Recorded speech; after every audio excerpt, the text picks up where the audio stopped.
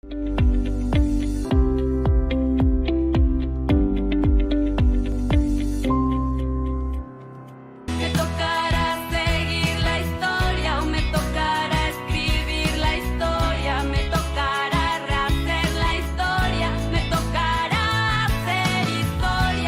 tardes, buenas noches. Nos da muchísimo gusto estar nuevamente en este espacio de entrevistas magistrales y el día de hoy tenemos la enorme alegría de tener con nosotros a una maestra y a una amiga. Ella es profesora y también investigadora en la UNAM, en el Instituto Nacional de Investigaciones Filológicas. Y bueno, pues es una gran especialista en el tema de heteronomías de la justicia, teología política.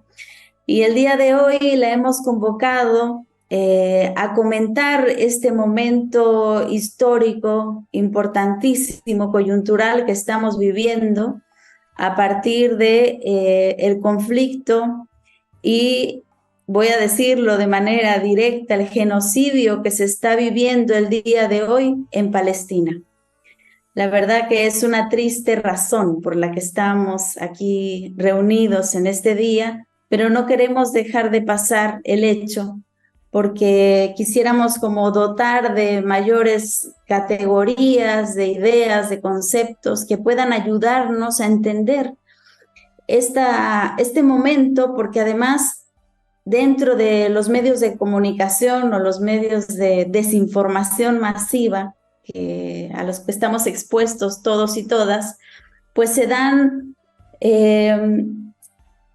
espacios para continuar la guerra, ¿sí? Para intercambiar insultos, para llamar al exterminio, para llamar a agudizar un conflicto que justamente nos pone en el espejo como humanidad. Eso es parte de lo que hoy queremos conversar con nuestra querida invitada, Silvana Rabinovich. Y bueno, pues en primer lugar, si nos regalas un saludo y empezamos. Bueno, muchísimas gracias por esta conversación, por esta oportunidad, esta invitación, por este encuentro, Katia. Realmente una posibilidad de conversar en amistad y tratando de ver lo humano en todo esta situación tan terrible, tan triste, de la que vamos a conversar, a comentar en lo que sigue. Es mucho lo que hay para decir, es mucho más lo que hay para escuchar por parte de los dolientes. Y bien, pues yo quisiera que empezáramos justamente para poder entender el contexto en el cual se da este conflicto, que hagamos un poquito de historia, que nos pudieras comentar a dónde se remonta este conflicto entre palestinos e Israel, porque digamos en los medios de comunicación se hace aparecer como si este fuese un conflicto milenario, cuando en realidad no es de tan larga data. Y hay aquí intereses muy concretos, intereses del capital, intereses también geopolíticos que se están jugando y que son los que nos pueden iluminar sobre este conflicto que hoy vivimos. Sí, eso es un punto importantísimo para empezar. Definitivamente es erróneo repetir que es un conflicto irresoluble y milenario. Porque lo que podemos constatar es más de un milenio de convivencia de judíos en medios musulmanes, en países musulmanes, en los cuales establecían relaciones de solidaridad de clase, judíos pobres con musulmanes pobres, judíos ricos con musulmanes ricos, judíos que hablaban el árabe, como ellos dicen, con acento judío, pero que hoy en día, en el mundo académico, en donde prevalece la escritura sobre la oralidad, se le da ya el nombre de judeo-árabe desde un punto de vista orientalista. Y digo orientalista en el sentido de Said, y para resumirlo así un poco brutalmente, diría que es sinónimo de racista. Entonces, Lo primero que tenemos es la constatación de esa convivencia, que no es ningún invento, y quien necesita documentos escritos, basta con remitirse a la traducción de la Torá, es decir, del Pentateuco, de los primeros 5 libros de la Biblia hebrea, al judeo-árabe, más otros libros de la Biblia hebrea, a esta lengua judeo-árabe, por parte de Saadia Gaón, en Babilonia, un egipcio que se fue a Babilonia y tradujo a esta lengua, pero a su traducción le llama interpretación, tafsir. Es un texto que está escrito en letras hebreas, en letras cuadradas, y que se escucha en árabe. Entonces, esas letras cuadradas parecen puertas por las cuales aparece el otro, esta justicia del otro, que es, como yo entiendo, la heteronomía, que no es mi justicia para el otro, sino aprender a escuchar que la justicia para el otro es otra cosa de lo que es para mí, que aquello que yo considero justo por el otro es percibido como injusto, aquello que yo considero un derecho ganado para el otro él lo ve como un privilegio. Entonces, en estas cuadraditas letras como puertitas aparece la voz del otro que al tetragrama, o sea, aquello que tradicionalmente se lo traducía como Jehová o ahora Yahvé, se llama Allah, son también 4 letras hebreas, Aleph, Lamed, Lamed, Hei. O sea que judíos durante más de un milenio, y ahora mismo cuando leen la edición trilingüe de la Torá, que es hebreo, interlineal, hebreo, arameo, judeo-árabe, siguen escuchando que Dios se llama Allah, que Moisés se llama Rasul Allah, y entonces, y hablan incluso de ijtihad y de esta palabra tan mal comprendida desde nuestra mirilla orientalista, que la entendemos como un sinónimo de guerra, incluso de terrorismo, palabra que trato de no usar de ninguna manera, para nada, y lo que nosotros tenemos es que los judíos en el mundo árabe lo entendían como el esfuerzo dentro del camino de Dios. Entonces, son muchos más los siglos de comprensión y de convivencia. No es idílico, claro que había discusiones, por supuesto que había diferencias, y los judíos y los cristianos que vivían en medios musulmanes tenían el carácter de dimíes, que son pueblos del libro que, pagando un tributo, vivían con ellos y tenían distintas actividades, entre ellas la traducción. Con esto quiero decir que no es milenario el conflicto, lo que es milenario es la simbiosis, justamente, entre judíos y árabes. Entre judíos y musulmanes, porque estos judíos son árabes, porque musulmán y árabe tampoco es sinónimo. Hay árabes cristianos también, y también hay árabes judíos.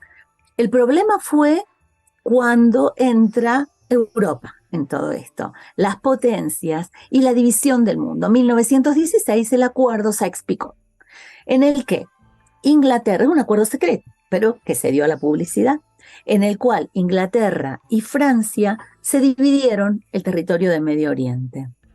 Entonces empezó ahí el mandato británico. Ustedes habrán tomado en cuenta que es muy rara la frontera en toda esta zona, suelen ser fronteras rectas, que no responden a la vida, a las montañas, a los ríos, como deben ser las fronteras, ¿no? No son líneas rectas. Estas fueron trazadas en un escritorio, en un acuerdo entre 2 potencias que nada tenían que ver con ese territorio. Y entonces ahí empezó a meterse el componente nacionalista. Y es un elemento que netamente europeo y decimonónico, además. Los movimientos nacionales en Europa empiezan a surgir en el siglo XIX y los judíos están divididos en 2 sectores. Por un lado, hay un fuerte componente internacionalista entre los judíos que se llama Bund, ¿sí? Que es como la liga.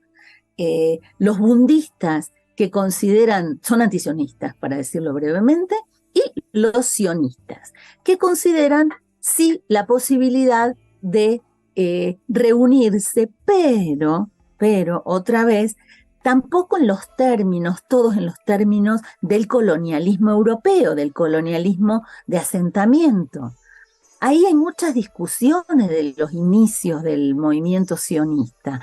Lo que pasa es que el ideólogo que queda como la corriente principal se llamaba Theodor Herzl, un vienés, un periodista vienés, que escribe un libro que es un oxímoron su título, porque es el Estado judío. O sea, judío no va con Estado, porque la tradición judía de siglos y siglos es de una vida en el exilio, incluso de concebir a Dios en el exilio. La cábala luriánica se considera en el exilio, o sea, todo el círculo de Luria se va de España, de esa España del Andaluz, se van de ahí y llegan siglo XVI a Palestina. No se van a Jerusalén, se van a Safed, y ahí dicen, estamos en el exilio, porque el exilio es el exilio del Andaluz, igual que para los musulmanes. Y se concibe ahí esta idea de una parte de Dios que está exiliada, que es esa parte femenina de Dios que se llama Shekhinah. Entonces, hasta Dios se considera en exilio. Y el remedio al exilio, digamos, porque el exilio tampoco se considera una enfermedad, hice mal en decir remedio, digamos, que aquello que puede resolver o reparar, esa es la palabra, porque es tikkun, reparar el exilio es el Kibbutz Galuyot, que es la reunión de todas las diásporas, pero no se tiene que entender de manera territorial, ni mucho menos nacional y colonial. Eso es entendido en términos teológicos, meramente teológicos, y lo que ha ocurrido es esta interpretación plana, absolutamente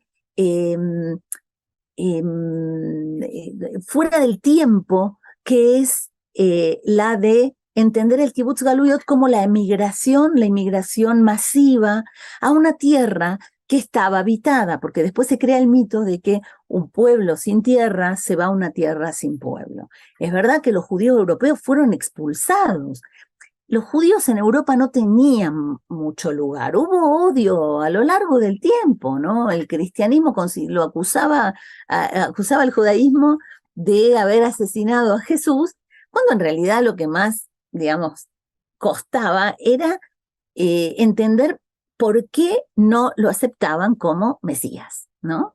Y entonces, bueno, esto hace que la relación del cristiano con el judío haya sido de tolerancia más o menos, en el sentido de que es un hermano que trae una carga muy valiosa, pero no se da cuenta, no puede entender lo que ocurrió, que es la venida del Mesías. Entonces, en esa ambigüedad hubo momentos de mucho odio, de expulsión, estoy hablando, por supuesto, de la Inquisición, y bueno, nunca terminó de sacarse de encima ese otro semita que era el judío por excelencia en aquel momento, y hay una manera muy efectiva que es la de incluir para excluir. Entonces, ¿qué es lo que hicieron? La emancipación de los judíos, la posibilidad de integrarse a la sociedad, de dejar de vestirse con la levita y de vivir en los villorrios judíos, el shtetl, y ser parte de la cultura de los países, Alemania, sean los que sean, pero claro, en ese momento empiezan las restricciones y entonces ya estos judíos, como Herzl y los que estaban en el Congreso Sionista, que se salieron de esa cultura yiddish, ¿no? De esa cultura diaspórica, se encuentran, bueno, con las limitaciones y esta idea de decir, ay, podemos ser como todos los pueblos, les damos la posibilidad de que vayan, ¿sí? Y tengan su propio Estado, ¿sí? Con ejército, con todo lo que les gusta, con bandera, ténganlo, pero allá, en Medio Oriente, no aquí. Y dice Herzl que la función del Estado es la de ser un muro de contención que no permita que la barbarie oriental penetre en Europa. Se lo tomaron muy en serio, no vieron bien el mapa y se fueron a este lugar que no está en Europa y se sienten en Europa. Y Martin Buber lo dijo desde el año 1918 en sus discursos dentro del Congreso Sionista Mundial. Hay algo muy importante, si en 1916 se dividen el territorio, franceses e ingleses, bueno, y británicos. En 1917, Lord Balfour hace una famosa declaración, ¿sí? Esto fue en noviembre de 1917, en la cual dice que Su Majestad ve con buenos ojos la inauguración o la fundación de un hogar nacional, no dice Estado, dice hogar nacional, para los judíos, que no sea en detrimento de la población que está ahí. Se recibió con mucha algarabía, como si fuera un milagro, esta declaración de un imperio que regala la tierra de un pueblo a otro pueblo, una tierra que no le pertenece. Y entonces, bueno, empieza ahí cada uno a leer lo que quiere en esa declaración y empiezan a olvidar la última parte, que era la de no afectar a las comunidades que existían y a inventar la patraña de que esa tierra estaba vacía. No sé si con esto o si sigo con la historia. ¿Qué quieres que haga? Tú me dices. No, sí, perfecto. Yo quisiera, digamos, llegado a este punto, como que pudiéramos empezar a pasar a la lectura, digamos, a la lectura teológica que se hizo de eso, porque creo que es muy importante. Yo estaba recordando en esta descripción que estabas tú haciendo sobre los kibbutz, ¿no? Esta idea del kibbutz. Estaba recordando a Rosenzweig, ¿no? Este pasaje que tiene de la Estrella de la Redención cuando habla de la fiesta de Sukkot, ¿no? Que es una fiesta en donde se vive, digamos, la experiencia del reino en la tierra y que es justamente la coronación de todas las fiestas y digamos, vale la pena como todo, vale la pena el arrepentimiento y el haber pasado como todo el ciclo del año para poder finalmente vivir lo que significa el sentido de la vida, que es estar juntos, alegres, felices y bajo el amparo de Dios.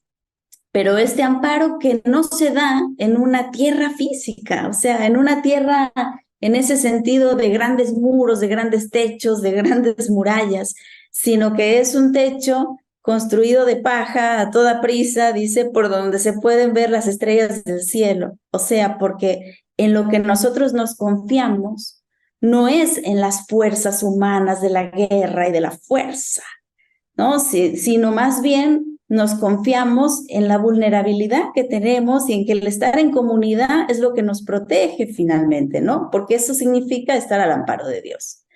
Entonces, esta es una lectura que a mí me parece como tan potente y tan rica porque realmente no nos habla de una tierra física. O sea, todo el mensaje de la Torá es en función de que se aprenda a vivir en una tierra que emana leche y miel, pero no es una tierra de murallas. Es una tierra que más bien nosotros la construimos porque ponemos el espíritu ahí, ¿no? O sea, convocamos como el espíritu de la comunidad, que es lo que me parece más hermoso.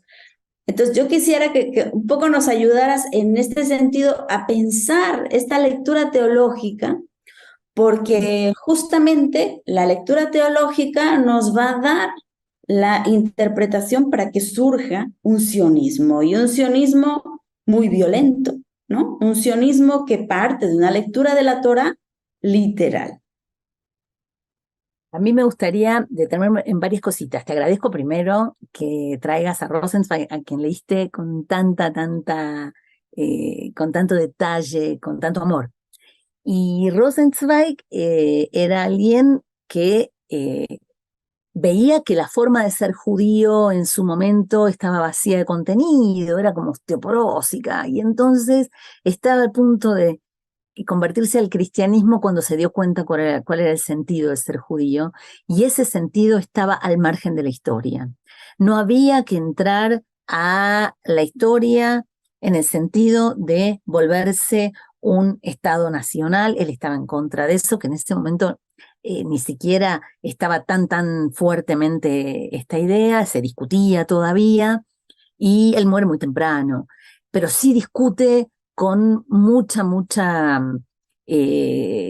muchos argumentos la necesidad de mantener la lengua hebrea dentro de ese ámbito ritual en el que siempre había estado y no secularizarla. Él veía en la secularización algo que iba a contravenir completamente la forma de vida, esto que tú dices, que él veía como vida, esta forma de percibir el calendario, saltando de rojo en rojo, es decir, de fiesta en fiesta, y por esas fiestas en las que irrumpe lo otro, la posibilidad de lo mesiánico, que no tiene nada que ver con el mesianismo nacional colonial. Entonces, él murió en el año 29, entonces no alcanzó a estar en toda esta discusión. Rosenzweig, además, decía que la tierra traiciona, que uno no puede, voy a decirlo con términos que no son del, fetichizar a la tierra.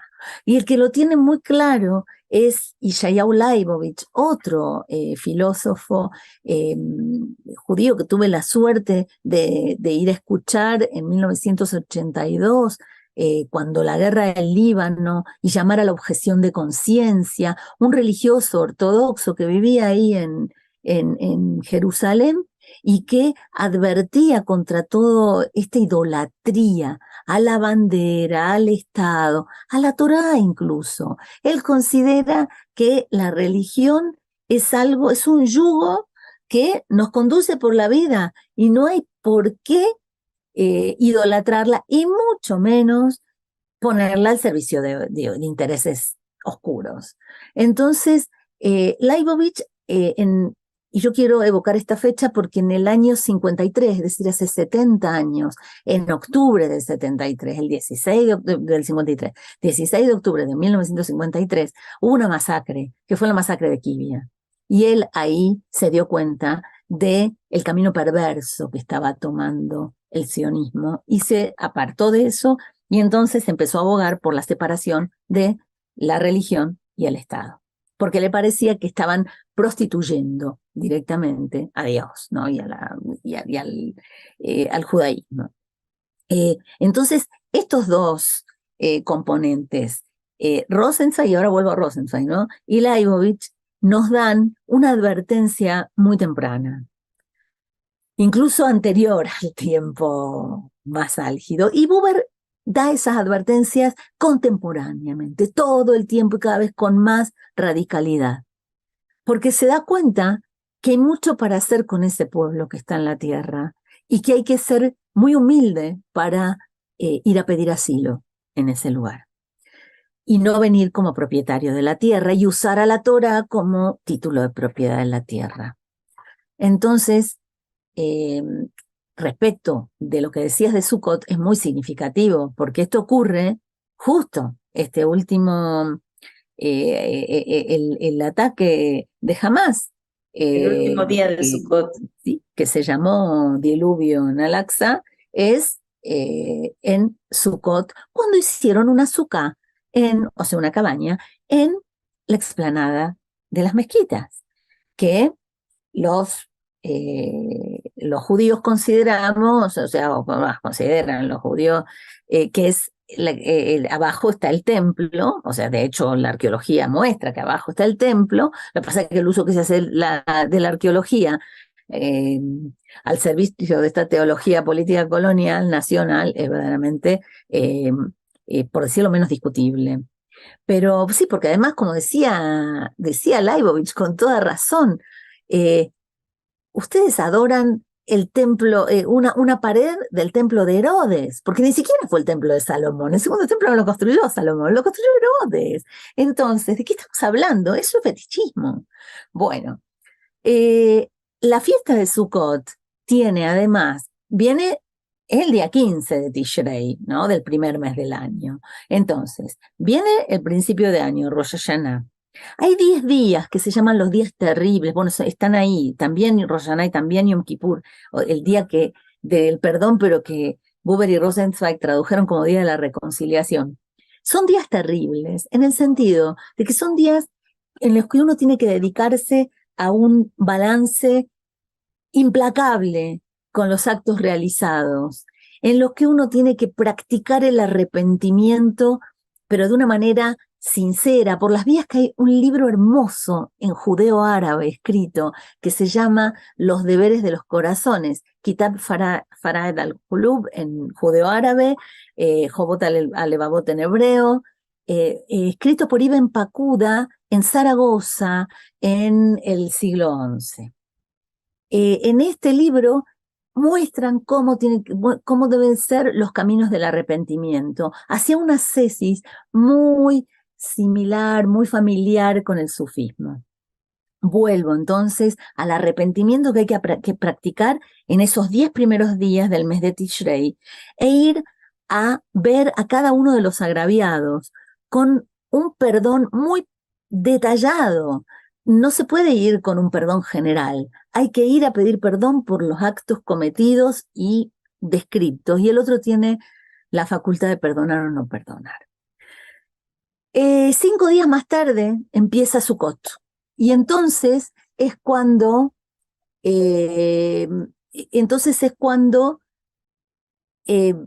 los judíos tenemos que vivir durante una semana bajo ese techo que decías de forma tan bonita, que se ven las estrellas, es decir, un poquito a la intemperie, para practicar la humildad. Y ciertas tesis. Es cierto que la azúcar se adorna y se pone bonita, y hay que invitar a muchas personas porque hay un deber de la hospitalidad que se practica como se practica en el desierto, porque es vivir como en el desierto. Entonces la idea es esa, practicar la humildad, pero ir a practicar la humildad como una provocación a los agraviados contradice completamente y es verdaderamente ofensivo. Hasta ahora estaba prohibido que los judíos fuésemos a la explanada de las mezquitas, porque la razón es teológica, cualquiera de esos lugares puede ser la Sancta Sanctorum, Kodesh HaKodashim, el lugar donde solamente el sumo sacerdote podía entrar. Y cada vez los gobiernos israelíes empezaron a negociar con la autoridad rabínica para que sea cada vez más laxa esa prohibición, hasta que deberás de recordar que en Pesaj, por ejemplo, la fiesta, la Pascua judía, estuvieron llamando directamente, ya llamando públicamente, a hacer sacrificios de corderos en la explanada de las mezquitas. Entonces eso era una provocación. Esta otra es más provocación. La fiesta de Sukkot termina con Simchat Torah, la alegría de la Torah. Y eso, digamos, está profundamente mancillado en esta ocasión por los mismos que fueron a provocar. Martin Buber decía dentro del movimiento sionista, nadie empieza una guerra diciendo que ataca, todo el mundo se defiende. Y dice Martin Buber, la verdad es que nosotros atacamos por las vías de la paz, entre comillas. O sea, fuimos cada vez colonizando y haciendo de cuenta que no existían quienes nos habían recibido, quienes generosamente nos habían enseñado a labrar la tierra, a cultivar las naranjas. Fuimos apoderándonos y así nos percibieron, cuando en realidad tendríamos que haber venido en un plan de colaboración, de vecindad, en algo que Buber, Magnes, Milansky, eran varios dentro del movimiento sionista. Por eso quiero decir, bueno, hoy en día el sionismo ya está, no hay lugar para estas otras corrientes, pero en su momento las hubo. Lo que abogaban era por una confederación de comunidades autónomas en la cual ninguna mayoría determina ninguna minoría, y entonces formar parte de la confederación de la Gran Siria, que era de lo que se hablaba en aquel momento. Cuando ahora nos hablan de sirio-libaneses, ¿qué quiere decir? Esos son inventos, ¿quién es sirio y quién es libanés? Es un invento Sykes-Picot, ¿no? De las potencias. En realidad había una forma de vida a la que no correspondía la organización política en estados nacionales, pero se impuso.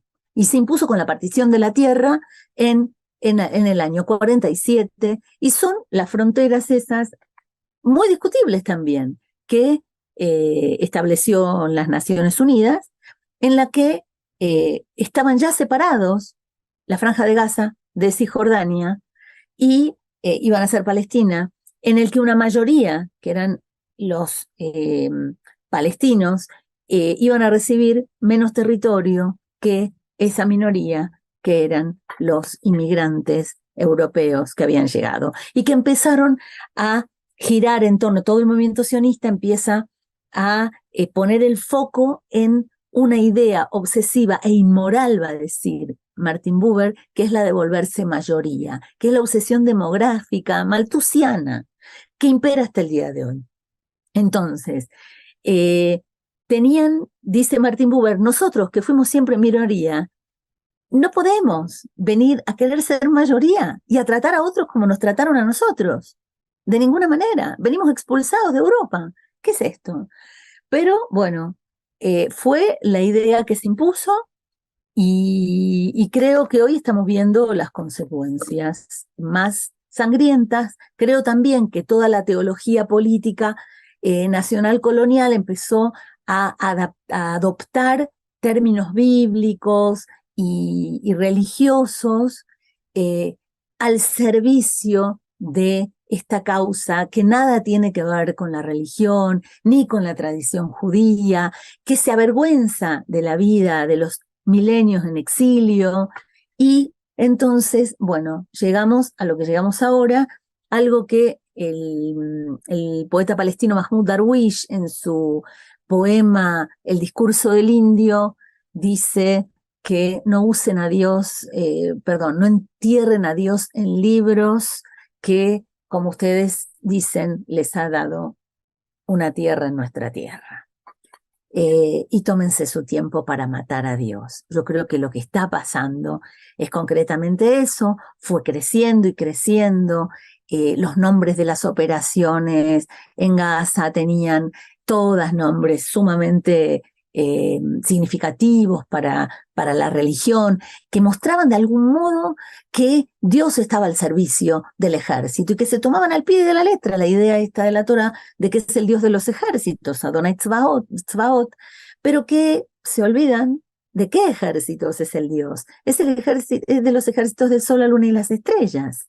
Y aquí lo que pasa es que el ejército toma a Dios como si fuera una franquicia.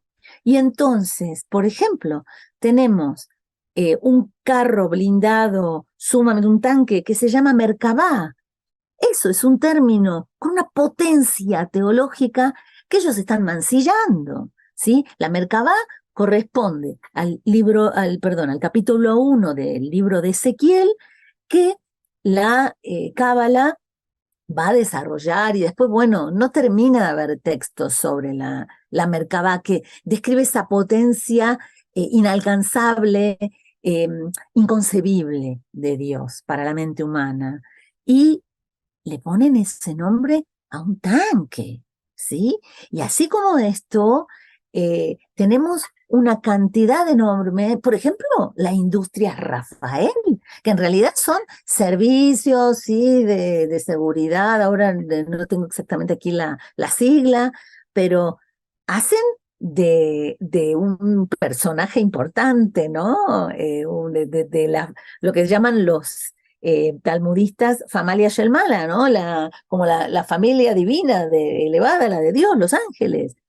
Le ponen ese nombre a la industria bélica. Y la industria bélica va más allá de las armas. O sea, la industria bélica es también la fabricación de alta tecnología, de espionaje, los radares, los drones. Todo eso, en realidad, forma parte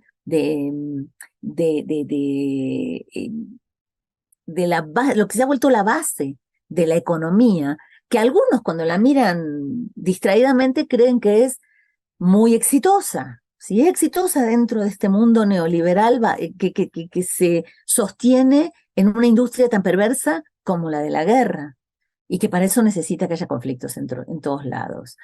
Esta vez se les ha ido de las manos. Esta vez lo que yo creo es que la última amarra apocalíptica se soltó. Entonces ahora habrá que ver qué es lo que se puede hacer. Pero yo sí veo esperanza en esto. Y bueno, mira, yo escuchándote estoy pensando también en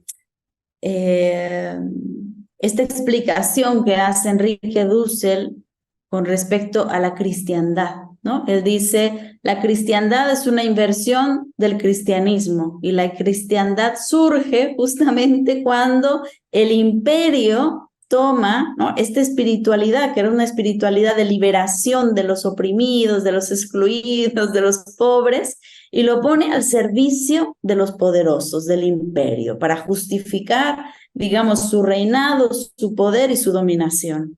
O sea, en estos 75 años, yo creo que estaríamos justamente asistiendo al surgimiento de la judeidad como tal, que es la inversión de esta espiritualidad que era también profundamente liberadora y que nos invitaba, como decía Rosenzweig, a ir más allá de esa política fácil, ¿no? O sea, construir en la vida cotidiana y en el día a día relaciones plenamente humanas, no como un objetivo a alcanzar en la historia al final de los tiempos, sino como algo que podemos traer aquí y ahora, o sea, en el reconocimiento, en el amor, en el encuentro.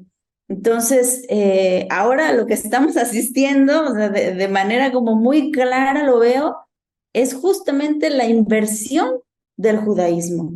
Y creo que has hecho énfasis en algo muy importante y que yo tenía preparada esa pregunta también para ti, porque veo de manera muy peligrosa esta asociación que se hace del pueblo judío con el Estado de Israel, que es un círculo cuadrado por donde lo veas, así como diría Marx, dime dónde está, ¿no?, en la Torá un Estado, el Estado de Israel, o sea, no lo vas a encontrar por ningún lado. Entonces, ahora se defiende la bandera del Estado como se defiende la espiritualidad, la religión, y que además todo se colapsa, o sea, se colapsa una raza blanca, porque además no es cualquier judaísmo, ¿no? Es el judaísmo blanco racializa, o sea, que racializa, ¿no? Es el judaísmo colonial. Entonces, realmente lo vemos como atravesado por todos lados por la modernidad. O sea, lo que yo veo es como que hubo un proceso primero de helenización del judaísmo. Mira qué cosa. Y después de modernización del judaísmo. O sea, al final lo que tenemos es un discurso que es absolutamente de dominación y que agarra ahora sí como el libro, o sea, el libro de la Torá como fusil, o sea, para poder disparar todas las balas que tiene preparadas, pero desde antes, no porque la Torá los diga, sino más bien porque están usando el discurso de la Torá para hacerlo decir lo que quiera. Y ahí vemos, yo quisiera también, y voy a pedir que nos pongan el video, en la edición de este video, que nos pongan el video de gente, de judíos, que están reclamando que no se haga en su nombre, que este Estado no representa. Por supuesto. So what brings you here today? To support Palestinian rights. We as Jews are embarrassed what's happening there in the state of Israel, in the Jewish name. And what's your message to the people of Palestine? They shouldn't give up the struggle. They should continue to fight and not give up the struggle against the state of Israel, because by the end, Palestine will be free, because this is truth, will succeed by the end. What's your message to the people of Palestine? They should know. We feel very shame what's going on there, especially they're doing everything in our name. In the name of Jews, in the name of the Torah, in the name of God. It's so shameful. We are with you. You have to know. The Zionists are strong. We are weak. But God is on our side. At the end of the day, the Palestinian flag will be on all Palestine, from the river to the sea. Me parece muy, muy atinada, pero extremadamente atinada esa relación que haces con lo que dice Dussel de la cristiandad. Porque es eso, es el imperio. Es cuando el imperio se apodera de ese principio con sus fines de coloniales, ¿no?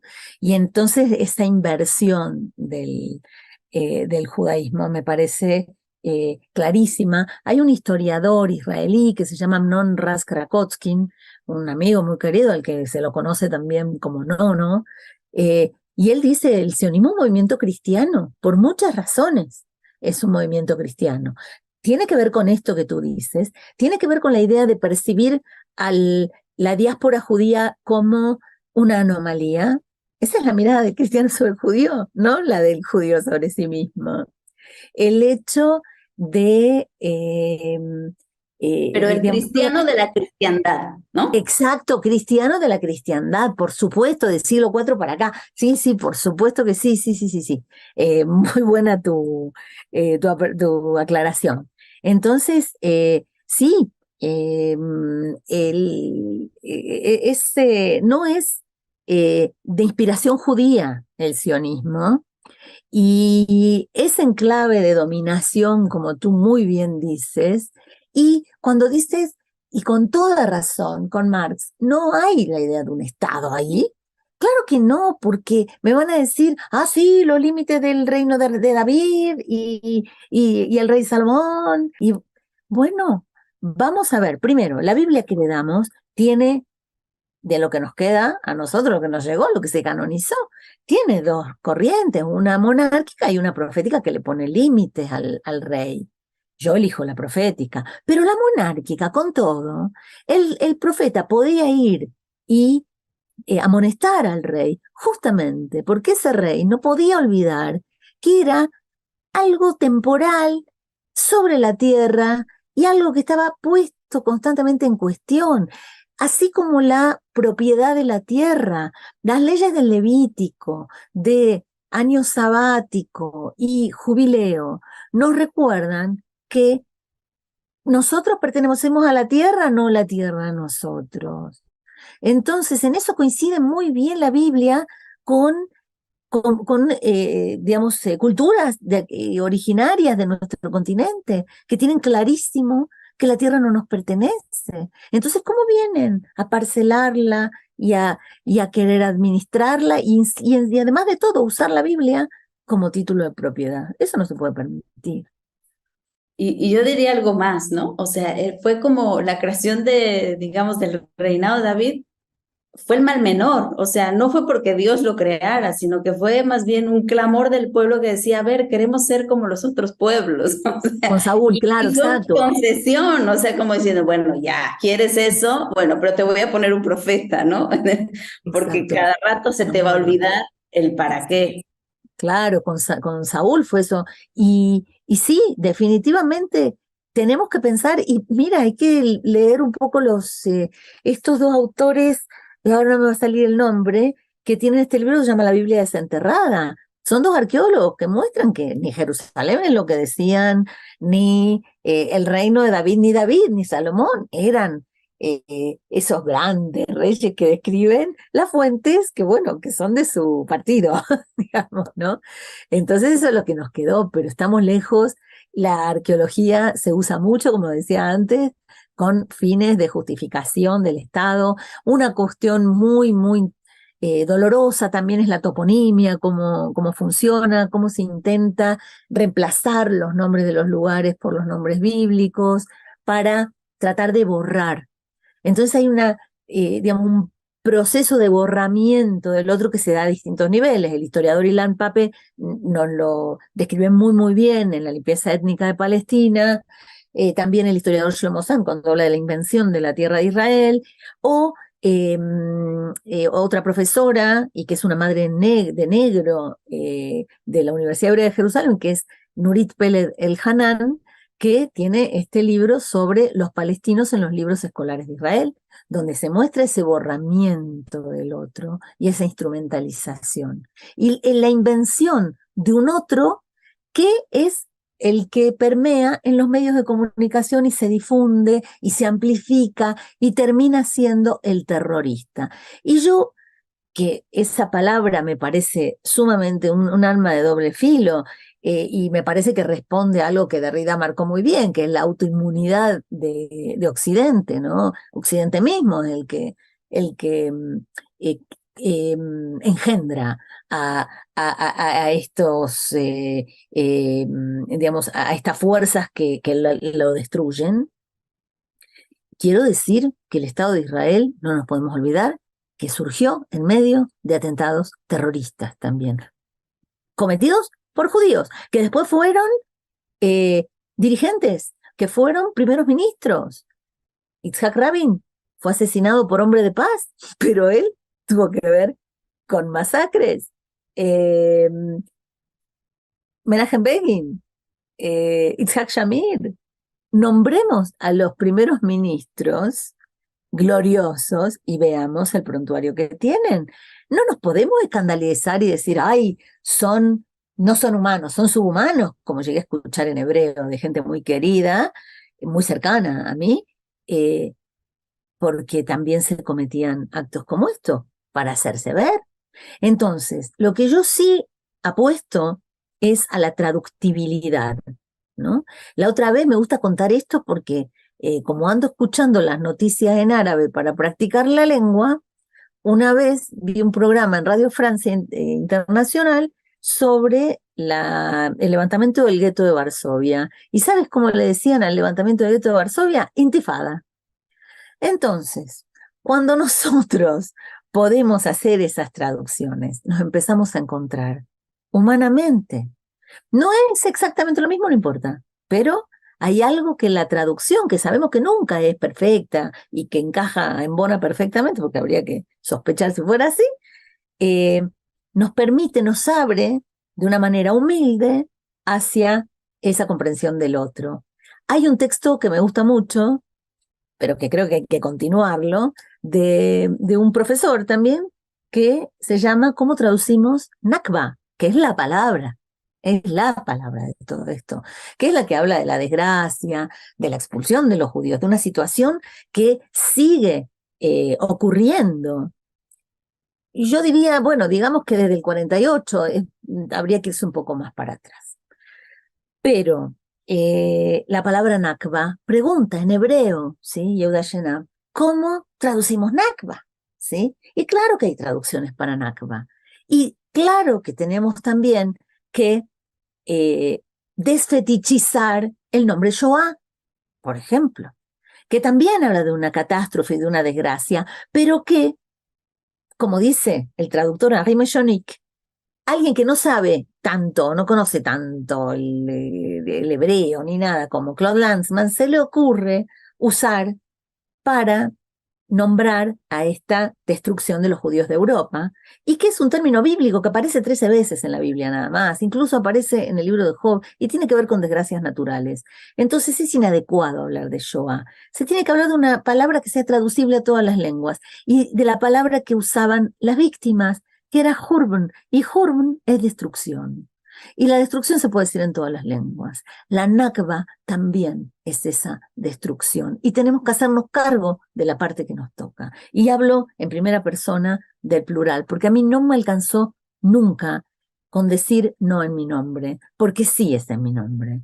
Entonces, ya basta. Paren esta masacre, paren este genocidio, como dices tú. Un genocidio que fue progresivo o tuvo momentos, podemos decir, esporádico, así como de máxima potencia, ¿no? Cada ataque a Gaza fue, otra vez nos recordaba el genocidio, porque si del año 2005 Sharon retiró a las poblaciones judías de la Franja de Gaza, lo que nos queda es que estaba libre el territorio para poder bombardearlo, porque están encerrados por ahí de tierra y mar. Entonces, el hecho de haber hecho esta desconexión, que se interpretó mal, se interpretó como algo, como ceder territorio, devolver territorio ocupado, cuando en realidad lo que se estaba haciendo es empezando a perpetrar algo que empezamos a ver periódicamente, esas invasiones a Gaza que eran un show de las armas nuevas, de las nuevas, y por eso esta industria cívico-militar bélica de Israel se promociona como de armas probadas, porque están probadas sobre las personas en Gaza. Eso era parte de un genocidio progresivo. Se puede ver también la contaminación del agua, los casos de diálisis, cómo subieron, los recortes en la electricidad, bueno, ahora ya casi por completo. En fin, todo eso volvía invivible una franja superpoblada por refugiados, 2 o 3 veces refugiados, porque tendría que haber el 10% de las personas que están hoy en Gaza, todos los demás fueron viniendo huyendo de la Nakba y de lo que fue siguiendo, porque se fueron a Jordania, tuvieron el Septiembre Negro, se tuvieron que ir al Líbano, en Líbano, año 82, Sabra y Shatila, puede alguno que haya ido a Siria, y de Siria, bueno, la guerra, y bueno, tenemos esa situación desgarradora y que no puede tener otro nombre ya, más que genocidio, y eso hay que evitarlo a toda costa. Ahora, a mí me gustaría decirte por qué yo veo esperanza. Y es esperanza kafkiana, en el sentido de que hay muchísima esperanza, no para nosotros, no quiere decir que sea fácil, pero como me gusta también citar a Daniel Barenboim en ese video que hay sobre la orquesta de los jóvenes palestinos israelíes, él cuando logra llevar a los israelíes a Ramallah a tocar un concierto, y los chicos israelíes están impresionados de que haya seres humanos que les gusta la música del otro lado y que esté tan cerca, nada más que 15 kilómetros, Jerusalén de Ramallah, no se lo podían imaginar, porque en el imaginario israelí es fuera de la tierra todo eso, no está fuera del planeta. Entonces, dice Barenboim, lo imposible es más fácil que lo difícil. Y a mí me parece que ahí está la tarea de la política como el arte de lo imposible, como decía Gustav Landauer, el amigo de Martin Buber, y no de lo posible, que es esto que venimos padeciendo y soportando en este mundo, manejado por personas que se adueñaron del realismo y son inmensamente fantasiosos y sostienen una economía y un sistema que es autoinmune, que es suicida. Entonces, mi esperanza, te voy a decir en dónde está. En este momento en que veo cada vez más, voy leyendo porque busco para leer, personas israelíes que han perdido familiares en este momento, algunos por muerte y otros por secuestro, porque son rehenes, empiezan a escucharse cada vez más que dicen, del otro lado hay padres que también sufren, del otro lado hay padres que no quieren que sus hijos mueran. Ya basta de pensar que los úteros palestinos son un peligro, ¿sí? Son una amenaza. Ya basta de pensar que las madres palestinas traen hijos al mundo para que sean mártires, ¿no? Para amarlos los traen, igual que todos los seres humanos.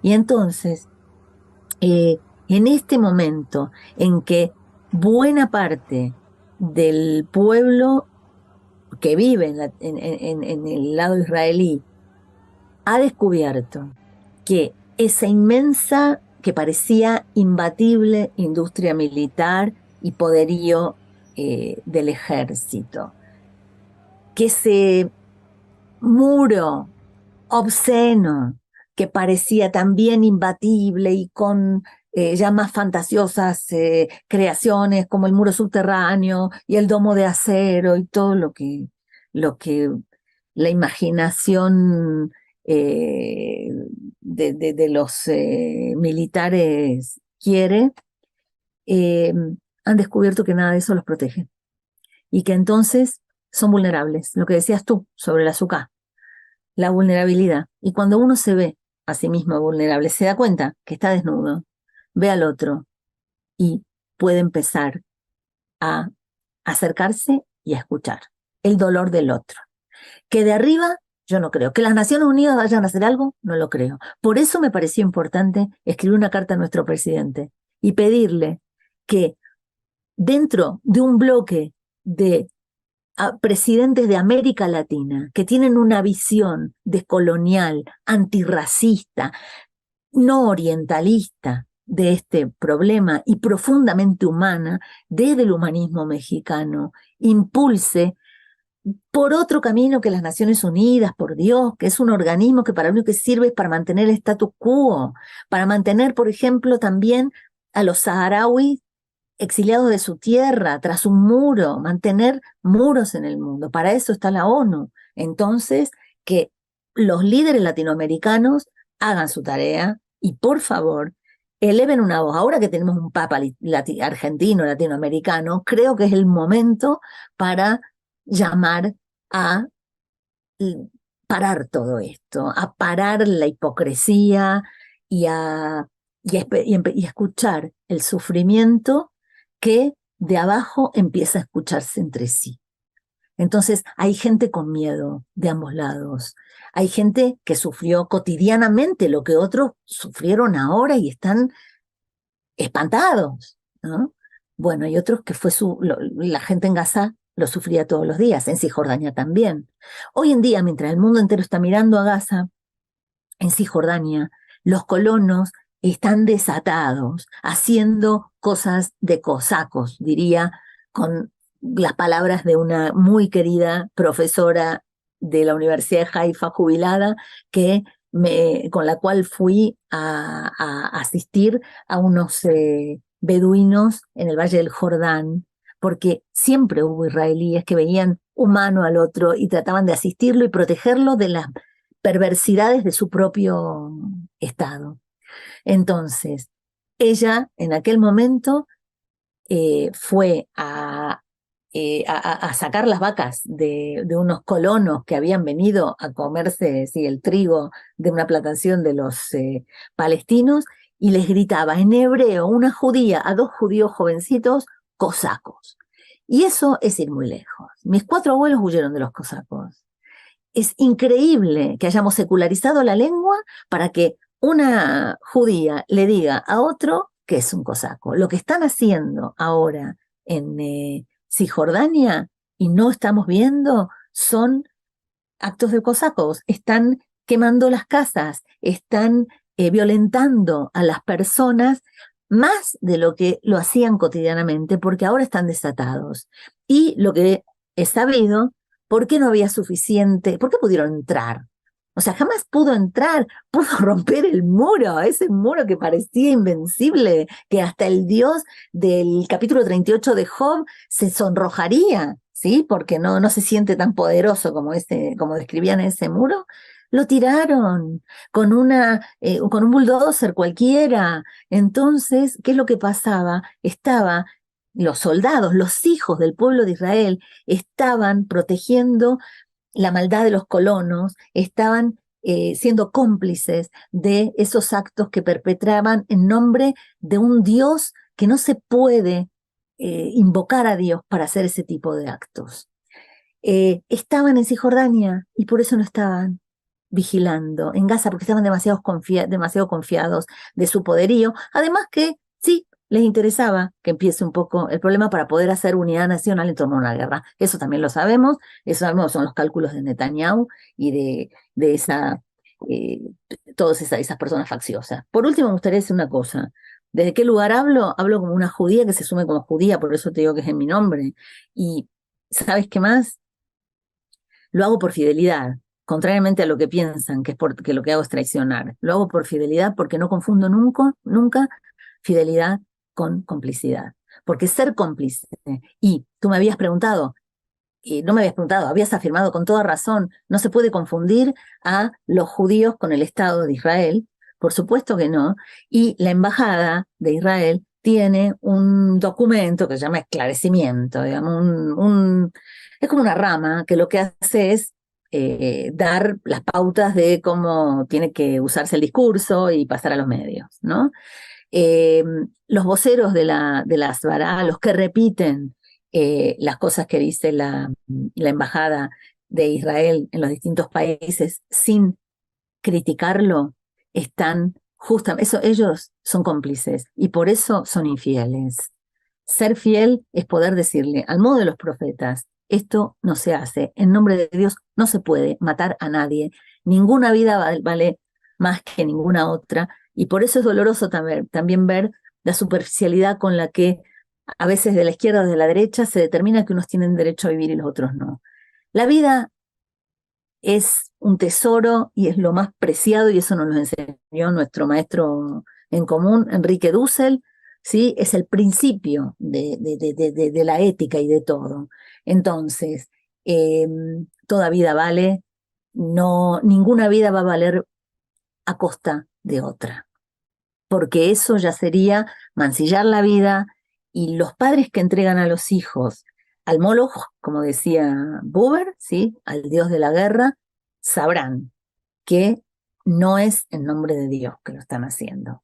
Y están perdiendo a sus hijos. También, por más que sus cuerpos sigan enteros, sus almas están destruidas. Entonces hay que salir de todo esto, y se puede salir únicamente poniéndole una H en el medio a vulnerabilidad y hacer de ella una vulnerabilidad. La capacidad de escuchar el dolor del otro, que ya se estuvo practicando bastante en distintos grupos, están los de Just Vision y distintos grupos de familias en duelo, foros de familias en duelo. Creo que es desde ese lugar, y en eso me parece que Latinoamérica tiene mucho para decir, porque practica la vulnerabilidad de maneras festivas, reexistentes y llenas de esperanza. Ay, querida Silvana, pues a mí, digamos, yo quería comentarte con respecto a todo esto que dices. Estos días son como días para verse en el espejo. O sea, yo lo veo así. Creo que este conflicto no deja a nadie intacto, porque finalmente cuando lo vemos de frente tenemos que ponernos en un lugar, tenemos que decir algo. Y ese decir algo nos regresa un reflejo de lo que somos, nos regresa un reflejo de las certezas, de los valores, de la utopía que encarnamos. Y creo que nos ha también descubierto de la manera más triste, porque lo que prima es justamente la gran confusión. Y yo siento, izquierda y derecha, realmente se ha quedado tan corta esa categoría que no nos da. O sea, vemos izquierdas y derechas en el mismo saco, ¿no? Tomando posiciones completamente impresentables desde este lugar que tú estás describiendo de las víctimas.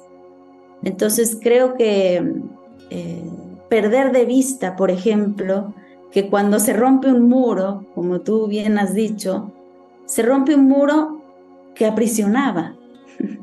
Y sin embargo es curioso, porque cuando se rompe el muro, se lo interpreta como una ofensa, cuando la ofensa era ya el muro mismo, y romperlo significa justamente liberar y mezclarnos, ¿no? Totalmente. Entonces, creo que ha señalado también otro punto que yo quiero destacar como y resaltar mucho, que es qué es lo que nos va a hacer un lugar seguro, qué es lo que nos va a mantener en ese espacio en donde puedo vivir tranquilo, feliz, pleno, ¿no? Ese lugar que soñamos todos como el reino de los cielos aquí en la tierra. Y es justamente el construir comunidad. O sea, esa es la verdadera clave, y no hay ningún tipo de seguridad aparte, ni de policía, ni de poder bélico que pueda sustituir precisamente el amor. Exacto. Y bueno, a lo mejor algunos van a decir que terminamos en la cursilería, pero no, o sea, se trata justamente de convertir ahora. Sabemos que del amor al odio hay un paso, pero ahora tenemos que encontrar como el paso de vuelta, o sea, cómo pasamos de este odio encarnizado a restituir el amor. Y yo creo que esto que tú has señalado hoy sobre el dolor, ¿no? Sobre la vulnerabilidad, o sea, el vernos reflejados como en ese dolor del otro, que puedo ser yo, que puede ser cualquiera. O sea, nos pone frente al tema de que la justicia no puede ser justicia, y aquí quiero como comenzar con lo que tú has comenzado el día de hoy. La justicia no puede ser justicia para mí. La justicia tiene que ser para el otro primero, para el ajeno. Esa es la única manera de poder llevarla a término, o sea, de poder construirla realmente. Entonces creo que si queremos hablar de una solución al conflicto, primero tengo que ponerme al servicio y hacerme cargo, en lugar de reclamar un espacio en el territorio. Tengo que más bien como dar un paso atrás, ¿no? Y volver a la humildad y decir, bueno, estamos de paso. En este camino, en esta tierra, estamos de paso todos. Y de lo que se trata es como justo de aprender a partir el pan que tengo, de aprender a construir la casa del otro, de aprender a dar de comer, al beber al sediento. O sea, venimos aquí como a repasar, yo siento, las enseñanzas más básicas de esta gran tradición semita y Así que es. es común a todos los lados. O sea, por eso en este momento y en este contexto, discutir quién es más antisemita es una barbaridad. O sea, y justamente lo hace confundir todo, porque lo semita es más bien lo que no se está viendo aquí, lo que ¿Sabes no está qué? encarnando nadie. El uso del nombre del patriarca Abraham lo están mancillando con los acuerdos de Abraham. El hecho de creer que se puede pactar con otros países árabes, con otras potencias árabes a espalda de los palestinos, eso es necio, eso es irreal y se hace en nombre de la real política. O sea, hay que ya desnudar mostrar que está desnuda la real política, ¿sí? Y que lo más humano es, como decía Martin Buber, dice, hay dos opciones, socialismo utópico o real. El que más realista es el utópico, ¿sí? El más realizable, digamos, es el utópico. Entonces empecemos por eso, por la vulnerabilidad. ¿Sabes? La lengua hebrea tiene una palabra que todavía hoy se usa, que está en la Biblia, y nombra a los padres huérfanos de hijos. Eso es una palabra que nombra la vulnerabilidad a un grado extremo, porque nada es más doloroso que enterrar a un hijo. Entonces, si eso lo tenemos en hebreo, eso es una semilla mesiánica, diría Buber, un regalo que podemos hacer en este acercarnos. Y el hecho de dialogar también lo aprendí en una película que se llamaba Punto de Encuentro, de familias en duelo, que se encontraban padres palestinos e israelíes, y hay una mujer que después de un tiempo ella decide no acusar al francotirador que mató a su hijo, porque ella era una judía que venía de Sudáfrica, muy comprometida con Mandela, y ella le escribe una carta a la madre del francotirador que mató a su hijo, y la madre se lo da al hijo, y el muchacho le contesta desde la cárcel, le explica por qué no va a hablar con ella, por qué sería un extranjero en su propia tierra, porque el hijo de ella estaba con uniforme en el momento en que él le apuntó y le tiró, y que además, señora, con usted yo no tengo nada que hablar. Y decirle a alguien, yo con usted no tengo nada que hablar, es una manera de empezar a hablar. Y hay que entenderlo y escucharlo, y eso es desde la justicia del otro que se puede hacer. Es muy difícil, es dificilísimo, pero como dijo Barenboim, lo imposible es más fácil que lo difícil, y creo que aquí sí cuenta muchísimo esa expresión, no es ninguna fórmula vacía, porque está la vida en juego. Entonces hay que ponerle todo a eso que parece imposible, a saber, el retorno de los palestinos, ¿sí? Que es lo que nunca estuvo en ninguna mesa de negociación. Por eso cualquier acuerdo de paz que no contemple eso está ignorando la Nakba. Segundo, el tema de Jerusalén. Compartir Jerusalén de verdad, no tenerla como se ve ahora. Yo estuve en junio, Jerusalén se ve sitiada, horrible, por todo el muro, no la muralla, el muro, los radares, toda esa parafernalia, los militares que amedrentan todo el tiempo a la gente. Hay una amargura en la Jerusalén vieja que no hay derecho. Eso no se hace en nombre de Dios, nunca. Nunca. Y tampoco en nombre de la libertad, y mucho menos en nombre de la vida. Entonces sí, me parece que lo que acabas de decir es cabal. Muchísimas gracias. A mí hablar contigo siempre me hace mucho bien. Te lo agradezco. Igualmente, querida Silvana. Y pues bueno, ojalá que muchas voces repitan fuerte que este genocidio no puede ser, y lo tenemos que parar. Este genocidio que es digamos, la resonancia de tantos otros genocidios que hoy día se están dando también en muchos lugares del mundo. Pues muchas gracias, te quiero mucho. Y yo a ti. Nos vemos pronto, gracias querida. Chao, gracias chicos. Chao, chao.